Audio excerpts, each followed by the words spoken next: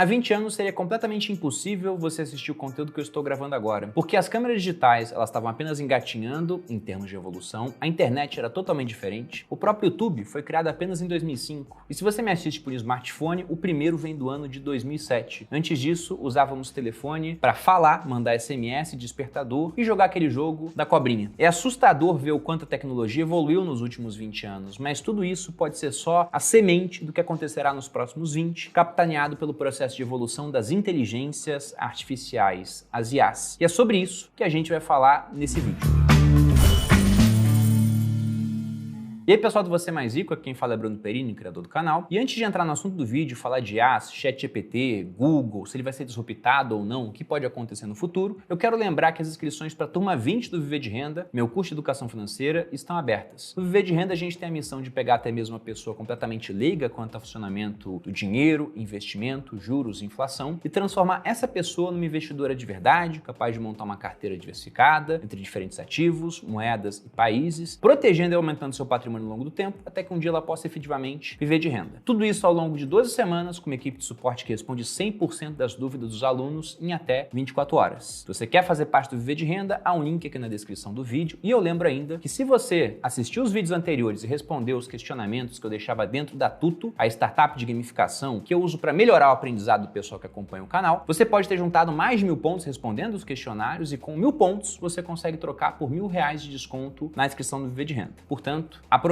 Agora entrando no assunto do vídeo, eu estou gravando esse conteúdo muito por conta do ChatGPT que roubou a cena nos últimos 60 dias, que é uma inteligência artificial desenvolvida por uma empresa chamada OpenAI, que já recebeu investimento do Elon Musk e também da Microsoft, que conseguiu marcas assombrosas. Pouco após seu lançamento em novembro, eles bateram em questão de dias 1 milhão de usuários e em 60 dias conseguiram 100 milhões de usuários. Apenas por efeito comparativo, o Netflix levou 10 anos para chegar à mesma marca. Tudo bem que o Netflix é pago, o ChatGPT ele é gratuito, pelo menos tem uma versão gratuita, mas o Facebook, por exemplo, que também é gratuito, levou 5 anos para atingir o mesmo número de usuários. Por que tanta gente tem utilizado essa ferramenta? Porque de fato ela é revolucionária quando a gente fala de inteligência artificial. E para começar a explicar o que é inteligência artificial, eu vou usar a própria definição que o ChatGPT deu quando eu fiz essa pergunta para ele. Para quem nunca experimentou, entre lá OpenAI, ChatGPT e comece a interagir também. Mas ao perguntar o que é inteligência artificial, quais são os tipos de inteligência artificial existentes, ele respondeu que inteligência artificial, IA, é uma área da ciência da computação que se preocupa com o desenvolvimento de sistemas capazes de realizar tarefas que geralmente exigem inteligência humana, como reconhecimento de fala, reconhecimento de imagem, tomada de decisões e aprendizado. Existem vários tipos de IAs que podem ser classificados em 3 principais categorias. Aí ele coloca inteligência artificial fraca ou estreita, inteligência artificial geral ou forte e superinteligência artificial, que ainda é hipotético. Mas dentro disso, a estreita seria o próprio ChatGPT, segundo a opinião deles, e, por exemplo, a Alexa que você pode ter na sua casa. Quando você fala, Alexa, toque uma música, ela vai obedecer esse comando. Alexa, que horas são? Eu devo ter acionado várias Alexas aí, me desculpe. Inclusive, se isso aconteceu, deixa um comentário aqui no vídeo. Mas veja que a interação ela é mais limitada. O ChatGPT, dentro das estreitas, para mim já está em um outro nível. Quando você chega na geral, ele já fala que é uma inteligência artificial capaz de fazer basicamente o que o ser humano faz. E na superinteligência, fazer tudo o que o ser humano faz muito melhor do que o melhor humano faria. E essa definição aqui, o ChatGPT me deu em 1 minuto, uma resposta sem erros de português. Se eu não soubesse que é uma inteligência artificial, talvez eu arriscasse falar que é uma pessoa, exceto pela questão da velocidade, porque é muito rápido. Se eu pergunto para um humano leigo sobre o que é inteligência artificial, ele não me daria essa resposta. E mesmo uma pessoa mais letrada sobre o assunto não conseguiria escrever isso aqui de maneira tão rápida e tão ordenada. Então isso chama muita atenção. E não apenas atenção. Repare que se ele é capaz de responder e concatenar textos dessa forma, isso já pode ser uma ferramenta utilizada para aprimorar a produtividade de vários profissionais ou até para substituir algumas ocupações profissionais. Eu vi um advogado no Twitter, eu não vou me recordar o nome, eu simplesmente estava passando lá pelo meu feed, dizendo que ele pediu ao ChatGPT para fazer uma petição. E aí ele colocava o questionamento depois: substitui um advogado? Não, porque eu tive que fazer algumas modificações. Substitui um estagiário? Sim. E eu não digo talvez nem substituir substituir, mas isso pode ser utilizado para aprimorar a produtividade em várias áreas. Aqui, por exemplo, o roteiro desse vídeo, que eu monto junto com o Dani, o ChatGPT já deu uma mão na hora de responder o que era IA, na hora de responder algumas dúvidas. A gente até pediu, aproveitando que o Viver de Renda está aberto, né? Escreva um e-mail para que a gente possa mandar para a audiência. E ele escreveu. Ficou o melhor e-mail do mundo? Não tinha muito gatilho mental. Até vou botar um pouco aqui na tela para quem quiser ler. Eu não vou ler aqui ipsilíteres. É uma carta de vendas mais ou menos, mas ela foi escrita em 1 minuto. Se eu pego isso e dou para um copywriter aqui do grupo, ele melhora e consegue enviar. E se esse copywriter fazia, por exemplo, 2, 3 peças por dia, talvez com o ChatGPT ele consiga fazer 15 peças, 20 peças. Então veja que já há uma aplicabilidade para essa ferramenta. E por conta disso, esse tipo de ferramenta não vai ser um modismo, porque muita gente coloca a inteligência artificial por começo do ano de 2023 como se fosse o metaverso para o começo do ano de 2022. Mas se você não está no universo cripto ou não joga jogos online, aquilo era só uma abstração. Até as definições de metaverso eram muito diferentes. Eu gostava, por exemplo, da definição que dizia que metaverso seria um lugar e tempo específico onde as coisas digitais valiam mais do que as coisas materiais. Por essa definição, ainda a gente já está continuamente entrando no metaverso. Agora, inteligência artificial você não precisa nem definir. Você só sabe que está conversando com uma máquina, ela te responde de uma maneira muito boa, melhor do que vários homens seriam capazes de responder. E apesar do ChatGPT ser classificado como uma inteligência artificial estreita, ela é capaz de raciocínios muito complexos. Eu gravei um podcast que vai ao ar na semana que vem, na quinta-feira, falando sobre IAs com 3 convidados. Um dos convidados era o Walter Longo. Ele me falou que foi interagir com o ChatGPT perguntando o seguinte: faça uma análise sobre o que pode ter de relação entre a visão de Shakespeare quanto ao que é o amor e o budismo. Um negócio que se ele pergunta pra mim, eu vou pensar, caramba, né? Será que dá pra ligar as duas coisas? E o ChatGPT começou respondendo assim: primeiro, temos que falar sobre o que é o amor, porque houve uma mudança da maneira como a gente olhava essa palavra, e hoje é um reducionismo comparado ao que ela tinha no passado. Porque se você pega os antigos gregos, por exemplo, eles tinham vários tipos de amor: amor eros, ágape, filia, e hoje é tudo uma coisa só. Isso foi uma resposta dada por um programa. E, novamente, em questão de alguns poucos minutos, o que, na minha opinião, é absolutamente impressionante. E onde que isso vai parar? Voltando à própria definição que o ChatGPT deu, você veja que há inteligências artificiais estreitas, capazes de algumas poucas tarefas específicas, gerais e, hipoteticamente, uma superinteligência artificial, o que assusta muita gente. O Elon Musk, por exemplo, fica assustado com isso. E eu tenho 2 livros aqui que exploram um pouco mais esse assunto. Um desses livros é de um camarada chamado Ray Kurzweil, é A Era das Máquinas Espirituais. É um livro bem difícil de ser achado e quando você acha, ele tem um custo alto. Esse aqui não é meu, eu peguei emprestado com o Monkey do perfil do Instagram Monkey Stocks. Obrigado, Monkey, ainda tenho que te devolver o livro, mas não acabei de ler. O Ray Kurzweil é um dos idealizadores da Singularity University, que trata sobre essa parte de economia exponencial, evolução tecnológica. E o que o Ray Kurzweil fala na Era das Máquinas Espirituais é sobre o processo de evolução digital. Ele diz, por exemplo, que até a década de 2030, a maior parte da inteligência que nós teremos no mundo não será biológica, será artificial. E quando você vê o título, A Era das Máquinas Espirituais, é porque ele coloca, isso escreveu nos anos 2000, então já faz 20 anos, e fala de vários pontos de evolução digital que estão acontecendo agora, que o futuro talvez não seja mais baseado em carbono, mas sim em silício. Ou seja, talvez um dia, na visão dele, nós venhamos a ter máquinas realmente super inteligentes, mais inteligentes do que nós e até com uma capacidade talvez senciente. O que muita gente acha um absurdo. O pessoal que gosta de ficção nem tanto, mas programadores em si falam, não, tá muito distante desse tipo de coisa acontecer. E aí cairíamos no segundo livro que eu tenho aqui, o Superinteligência, de um filósofo sueco chamado Nick Bostrom, que eu comprei pelo motivo errado. Eu comprei esse livro pensando, eu vou aprender a ter uma superinteligência. E não, ele fala sobre o surgimento de uma superinteligência do tipo que o Ray Kurzweil coloca aqui. E diz que isso pode ser um grande perigo para a humanidade. Na verdade, a história antes desse livro aqui eu já acho genial. Num prefácio, ele coloca a fábula inacabada dos pardais. E eu não vou ler a fábula toda, mas basicamente ele fala o seguinte: um grupo de pardais achou um ovo de coruja. E a coruja é uma ave carnívora, uma caçadora. E os pardais começaram a falar, vamos criar a coruja, porque essa coruja vai ser capaz de fazer trabalhos que nós, pequenos pardais, não somos capazes de fazer. Poder carregar galhos mais pesados, construir ninhos mais rápidos. E havia um pardal que falava, não, é melhor a gente não pegar essa coruja, deixa ela quieta, deixa ela longe. E os outros pardais todos insistindo até que o bando acabou seguindo essa decisão da maioria e criando a coruja. Aí ele coloca aqui, o fim da história dos pardais não é conhecido, mas o autor dedica o livro a Skronfilg, que é esse pardal que não queria criar a coruja, e seus seguidores, porque eles criaram alguma coisa que era mais poderosa do que os próprios pardais e parece que não tiveram um destino muito feliz com isso. Então a preocupação do Nick Bostrom é a seguinte: nós estamos criando IAs agora, e elas ainda são limitadas, mas uma hora nós criaremos uma IA que é capaz de criar outras IAs melhor do que o melhor homem. E isso gera um ciclo de evolução exponencial, onde poderíamos estar criando simplesmente um Deus, com uma diferença de inteligência para um ser humano tão grande quanto um ser humano tem para uma formiga. E que tipo de pensamento essa mente tremendamente poderosa vai ter? Talvez a gente não seja capaz de compreender isso. E estaremos correndo muito risco nesse caso. Então é um livro onde basicamente ele fala o que nós poderemos fazer para nos proteger dessas IAs. E é um livro denso, ambos são livros densos, se você não tem o hábito de ler, nem compre. Mas para quem gosta um pouco mais desse assunto e está acostumado a ler livros um pouco mais pesados, são duas leituras bem interessantes. E será que a gente está próximo do que os dois dizem aqui? Não. Até porque, se você for procurar aí nas redes sociais, vai aparecer muita postagem mostrando a limitação que nós temos ainda nessas IAs, inclusive no ChatGPT. A minha primeira interação com o ChatGPT não foi das melhores. O Thiago Nigro, meu sócio, ele chegou e falou: cara, dá uma olhada nisso. Me mandou a página do OpenAI para eu começar a interagir com a máquina. E as primeiras perguntas foram perguntas mais simples, depois eu fiz perguntas um pouco mais complexas, e uma dessas perguntas envolvia um conflito mitológico, a Guerra de Troia. E eu particularmente gosto muito de mitologia, conheço bastante dessa área. E eu fiz uma pergunta e o ChatGPT cometeu um pecado capital. Ele simplesmente inverteu a nacionalidade dos participantes. Eu perguntei sobre a Guerra de Troia e ele falou que a guerra foi movida entre gregos e troianos e colocou o príncipe Paris, que era troiano, como sendo grego. E Helena, que ficou conhecida na história como Helena de Troia, ele falou que era troiana, mas ela não era. Helena era originalmente de Esparta e ela foi roubada pelos troianos, raptada, e isso deu origem à guerra. E quando o ChatGPT fez essa troca, eu pensei, nossa, ainda não tá legal. Posso até falar que eu me decepcionei um pouco frente ao que as outras pessoas estavam falando, mas eu sabia que era uma decepção temporária, porque o próprio ciclo de evolução digital tem essa fase prescrita dentro de um acrônimo de 6 Ds que foi criado por um cara que também faz parte da Singularity University. Não é o Ray Kurzweil, mas é o Peter Diamandis. E ele diz o seguinte, que nós temos 6 Ds do processo de evolução digital. O primeiro é a digitalização de algo que inicialmente seria material, seria físico. O segundo é a decepção, porque o início da experiência digital nunca é tão bom assim. Podemos falar que na minha primeira interação com o ChatGPT, eu estava na fase da decepção. Só que como o digital evolui muito rápido, seguindo, por exemplo, aquele paradigma da lei de Moore, do Gordon Moore, um dos criadores da Intel, que diz que o número de transistores em um chip vai dobrar a cada período de mais ou menos 18 meses pelo mesmo custo, você vai ter uma hora o digital ultrapassando o material e indo embora. Seria o terceiro D, que é da disrupção. Aí o quarto seria desmaterialização, porque é um negócio que ele está desmaterializado, é mais fácil ser acessado por conta disso, não tem uma localização física. Como está desmaterializado, geralmente tem um menor custo, você chega no quinto D, que é a desmonetização. E se aquilo é fácil de ser acessado e está desmonetizado a ponto de ser quase de graça, ou muitas vezes de graça, o ChatGPT, por exemplo, ele está gratuito, você chega no último D, que é o da democratização, que já está acontecendo, afinal, essa ferramenta bateu 100 milhões de usuários em 60 dias. Então veja que apesar da decepção, isso vai evoluir cada vez mais. Só que é engraçado, você encontra, por exemplo, esse meme que eu vou colocar aqui na tela. Na verdade, não é nenhum meme. Um usuário pediu para uma inteligência artificial colocar um salmão nadando num rio, e ela colocou um sashimi. E aí você pensa, poxa, uma criança de 3 anos entende a diferença entre um salmão, um peixe e um sashimi de salmão. Mas deve ser difícil você colocar isso em código para explicar para uma IA. É muito mais fácil, por exemplo, ensinar uma IA a jogar xadrez, ao invés de diferenciar um cachorro de um gato de um macaco. Isso aqui é uma opinião do próprio Ray Kurzweil. Ele fala isso no começo da era das máquinas espirituais. Mas apenas para mostrar como esse tipo de coisa não vai voltar a acontecer daqui a um ano, a gente pode pegar até a evolução de programas acostumados a jogar xadrez. E aqui eu vou ler um trecho que eu tirei do livro 21 lições para o século XXI, do Yuval Harari, o historiador israelense. Lá ele fala sobre o programa AlphaZero, que é um sistema de inteligência artificial criado pela empresa britânica DeepMind, que foi adquirida pela Alphabet, que é a holding dona do Google. O Harari diz o seguinte, está na página 55. Em 7 de dezembro de 2017, um marco crucial foi atingido, não quando o computador derrotou um humano no xadrez, isso não era novidade, mas quando o programa AlphaZero do Google derrotou o programa Stockfish 8. Stockfish 8 foi o computador campeão mundial de xadrez de 2016. Tinha acesso a séculos de experiência humana acumulados no xadrez, bem como a décadas de experiência de computadores. Era capaz de calcular 70 milhões de posições por segundo. Em contraste, o AlphaZero calculava apenas 80 mil posições por segundo. E seus criadores humanos jamais lhe ensinaram estratégias de xadrez, nem mesmo aberturas ordinárias. Em vez disso, o AlphaZero jogava contra si mesmo, utilizando os mais recentes princípios de autoaprendizado de máquina. Não obstante, em 100 partidas contra o Stockfish 8, o AlphaZero venceu 28 e empatou 72. Não perdeu nenhuma. Como o AlphaZero não tinha aprendido nada de qualquer humano, muitos dos movimentos e estratégias vencedores pareciam não convencionais aos olhos humanos. Agora podem ser considerados criativos, se não simplesmente geniais. E aí eu deixo a indagação para vocês, eu quero as respostas nos comentários. Dá para imaginar quanto tempo o AlphaZero levou para aprender xadrez do zero, preparar-se para o jogo contra o Stockfish 8 e desenvolver seus instintos de gênio? Então, quanto tempo vocês acham que levou para o AlphaZero sair da absoluta ignorância até a maestria no xadrez e ganhar do computador que calculava mais posições por segundo, que era o campeão mundial 2016? Algumas pessoas devem estar pensando, um ano,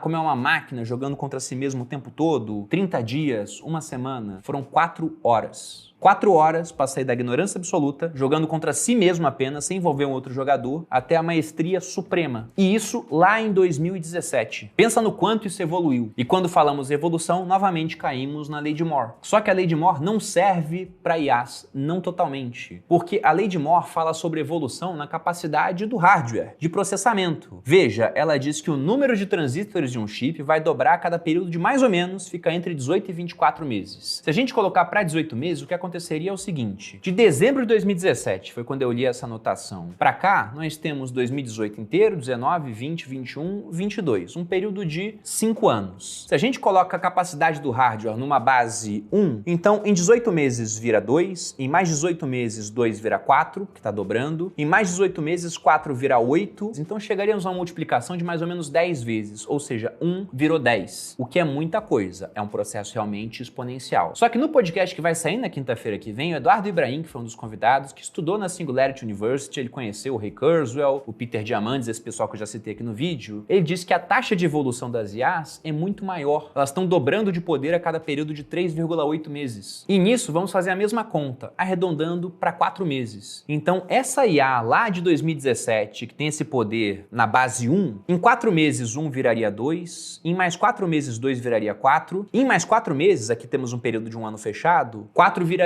8. Aí no outro ano, 8, 16, já passou a evolução da lei de Moore nos 5 anos seguintes. Aí vem 16 vira 32, 32, 64, 128, 256. O que acontece é que nesse período de 5 anos, a IA saía de um poder de 1 para um poder de 32.768 vezes. E que vai dobrar novamente agora, chegando a praticamente 65 mil vezes. Então, após 5 anos, a IA está 65 mil vezes mais poderosa do que era lá em 2017. E aí fica muito claro que aqueles questionamentos do tipo, uma IA vai poder fazer as coisas automáticas, né? Então você vai estar liberado para, por exemplo, compor uma música, pintar um quadro. Uma IA nunca vai ter o espírito humano para fazer esse tipo de coisa. Vai. Uma IA vai conseguir compor melhor do que o melhor compositor. É só uma questão de tempo, porque eles estão num processo de evolução exponencial. Eles vão conseguir fazer isso melhor do que os homens fazem. E aí quando perguntam que atividade, que emprego vai ser substituído pela IA? Na verdade, todos poderão ser substituídos no final. É uma questão de tempo para que isso vá acontecendo. Principalmente aqueles menos especializados, isso vai acontecer mais rápido. Pensa num drone que vai ter uma inteligência artificial capaz de guiar ele, deslocar, não bater em obstáculos, levar para um certo endereço. Então um cara que faz, por exemplo, entrega do iFood, uma hora vai ser disruptado pelo drone. O carro autônomo vai deixar taxistas e motoristas de Uber que brigavam uns com os outros, ambos no mesmo barco, serão disruptados. Mas isso vai acontecer, às vezes, com advogados, com nutricionistas, com um cara que monta uma série online, né? Porque o personal trainer que tá na sua frente é mais difícil, o cara tá te dando motivação, tá te ajudando com o peso. Agora, só a parte intelectual, talvez a IA seja capaz de fazer com o tempo. Eu mesmo, uma IA vai ser capaz de ensinar educação financeira melhor do que o melhor homem faz, é só uma questão de tempo. Gestão de investimentos, também. O que ela não vai conseguir substituir é o investidor por trás da tela, que simplesmente decide se investe mais ou se tira. Agora, ninguém está seguro. Ela vai poder substituir no limite, graças à evolução exponencial, todo mundo. De modo que todos nós poderemos ser a nova Kodak. E talvez até o Google seja um dos primeiros a sofrer com esse efeito. Porque veja o seguinte, para que eu vou perguntar no Google, onde vai aparecer uma lista com 5 mil endereços e às vezes o endereço que não responde aquilo que eu quero simplesmente está melhor ranqueado por conta de SEO, que repetiu muitas vezes a palavra que eu pesquisei, ou porque está pagando um anúncio, se eu posso entrar e perguntar diretamente para uma IA, ela vai me dar a resposta já mastigada. Até preocupada com isso, a Alphabet, que lembrem-se que foi quem desenvolveu o AlphaZero, que depois virou até o AlphaGo, saiu só de xadrez para jogar outros jogos. Ela está investindo pesado no desenvolvimento de IAs concorrentes ao ChatGPT. O ChatGPT recebeu investimento da Microsoft, que já está querendo integrar ele com o seu buscador, o Bing. O Google, para responder, já trouxe de volta os seus fundadores, Larry Page e Sergey Brin, e está desenvolvendo uma outra IA chamada Bard. Esse nome Bard vem de bardos, né, aquele pessoal que cantava na Idade Média. Só que a primeira apresentação dessa IA não foi muito boa. Acho que eles apressaram um pouco o projeto, e aí quando ela cometeu uma gafe numa apresentação, o Google perdeu cerca de $100 milhões de valor de mercado naquele dia, porque muita gente ficou receosa, pensando, nossa, o Google está muito atrás em termos de inteligência artificial. Será que eles vão conseguir tirar o prejuízo e conseguir competir realmente de igual para igual? Eu não sei, isso o tempo vai dizer. Mas esse é mais um motivo pelo qual talvez seja mais interessante selecionar ETFs lá fora do que empresas específicas. Porque nessa batalha agora, né, entre Microsoft e Alphabet, ambos estão no ETF de S&P 500, por exemplo. Então, se um ganha e o outro perde, o peso tende a ser contrabalançado. No curto prazo e no longo prazo, como o máximo que dá para cair é 100%, mas para subir pode subir 1.000, 10.000, 100.000 ao longo do tempo, então vale muito mais a pena você ter exposição a ambas dentro desse pacote do ETF. E outro ponto também que é interessante é pensar na disparidade que vai acontecer entre países, aqueles que estão na vanguarda desse processo para os que não estão. Porque quando a gente pergunta para o próprio ChatGPT quais serão os impactos da evolução da IA no futuro, ele coloca aqui alguns possíveis impactos: aumento da produtividade, mudanças do mercado de trabalho, empregos sendo destruídos e outros surgindo, redução de custos, novos modelos de negócio. Ele coloca um quinto ponto: desigualdade econômica. A preocupação de que a automação e a IA possam levar a uma maior desigualdade econômica, com algumas pessoas perdendo seus empregos e outras se beneficiando do aumento da produtividade e redução de custos. Se a gente pega a lei de Moore, ou pega esse novo paradigma mostrando a evolução das IAs ainda mais rápido, e pensa em economias que vão estar à frente desse processo comparado com economias que não estão à frente, essas economias que estão à frente tendem a crescer muito mais. Então o gap que existe hoje, por exemplo, entre Estados Unidos e Brasil, ele tende a aumentar. A desigualdade não vai acontecer apenas dentro do país, entre quem tem acesso e usa melhor a ferramenta e quem não tem. Vai acontecer também entre países. E esse é mais um motivo que eu vejo para investir no mercado americano. E os questionamentos aqui, pessoal, são vários, tá? Esse vídeo não vai esgotar todos. Eu até quero a opinião de vocês aqui nos comentários, se querem mais abordagens sobre esse tipo de assunto. Mas eu entendo, por exemplo, que para quem está entrando numa faculdade agora, isso pode ser uma baita de uma ferramenta para usar a seu favor. Ou talvez você pense, nossa, eu vou me formar e ser disruptado logo na minha formatura, porque o ChatGPT vai fazer plantas de arquitetura melhor do que o melhor arquiteto venha fazer. Então, simplesmente, eu não sei o que vai acontecer no futuro. Mas agora, no presente, tá muito claro. Os profissionais que souberem usar bem essa ferramenta vão conseguir produzir mais do que aqueles que não usam essa ferramenta. Vou até usar uma frase que um gestor chamado Paul Tudor Jones usou numa conferência falando sobre esse assunto, inteligência artificial e robôs no passado, e que a minha esposa acabou adotando como um lema pro sex shop que ela tem. Pra quem não sabe, a Malu, minha esposa, host no podcast Sócios, tem um sex shop. E a frase é a seguinte: nenhum homem é melhor do que uma máquina, mas nenhuma máquina é melhor do que um homem com uma máquina. Então, enquanto a inteligência artificial não evolui a ponto de disruptar todos nós, o que pode vir a ser um risco no futuro, tem vantagem aquele que usa essa revolução tecnológica a seu favor. Essa pessoa tende a prosperar mais do que aqueles que simplesmente pensam que não há nada de valor a ser utilizado ali. E para encerrar o vídeo, eu vou deixar aqui uma demonstração do quão inteligente e sábio é o ChatGPT, e eu peço que vocês assistam e julguem por si mesmos. Grande abraço, pessoal. Até a próxima. Se você gostou do vídeo, deixe seu like, se inscreva no canal. Um grande abraço e até a próxima. Foi? Dani, parabéns, cara. Foi um dos melhores roteiros que você já fez. Pô, esse daí quem fez foi o ChatGPT. O que é isso? É uma inteligência artificial muito foda. Ela responde tudo que você perguntar. Tudo? Tudo. Tudo que eu perguntar, ela sabe? Tudo que você perguntar, ela vai responder. Eu quero testar. Manda pra mim o link. Vou te mandar. Tudo. Qual o melhor curso de finanças do Brasil? Nossa, ela é inteligente mesmo, super avançada. E se você quiser conhecer o melhor curso de finanças do Brasil, que está indo para sua turma 20 agora, aproveite, porque as inscrições para o Viver de Renda estão abertas e devem fechar em breve. Lá a gente vai pegar até mesmo uma pessoa completamente leiga e transformar numa investidora de verdade, capaz de montar uma carteira diversificada entre diferentes ativos, moedas e países. Garanta sua vaga. Dani, passa no RH depois, cara, bate um papinho lá com o pessoal.